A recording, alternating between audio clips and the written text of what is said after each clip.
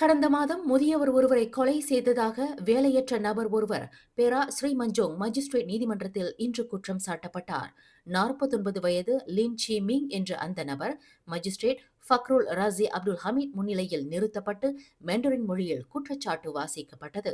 இந்த கொலை வழக்கு உயர் நீதிமன்றத்தின் அதிகார வரம்புக்கு உட்பட்டது என்பதால் அந்த நபரிடம் எந்தவொரு வாக்குமூலமும் பதிவு செய்யப்படவில்லை. கடந்த நவம்பர் 26ஆம் தேதி காலை 4:44 மணிக்கு மஞ்சோங் மாவட்டம் சித்தியாவான் கம்போங் பாருவில் உள்ள ஒரு வீட்டில் 78 வயது லிங் சின் கியான் என்பவரை கொலை செய்ததாக அந்த நபர் மீது கொலை குற்றச்சாட்டு சுமத்தப்பட்டுள்ளது.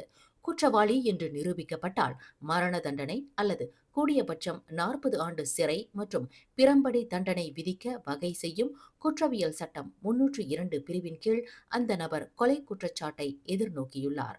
இவ்வழக்கு விசாரணை அடுத்த ஆண்டு பிப்ரவரி 10ஆம் தேதிக்கு ஒத்திவைப்பதற்கு நீதிமன்றம் அனுமதி அளித்தது. மேலும் செய்திகளை தெரிந்து கொள்ள கீழே இருக்கும் பெல் பட்டனை அழுத்துங்கள். உங்கள் மகிழ்ச்சியை வெளிப்படுத்த லைக் மற்றும் ஷேர் செய்யுங்கள். தொடர்ந்து திசைகளோடு இணைந்திருக்க சப்ஸ்கிரைப் செய்யுங்கள்.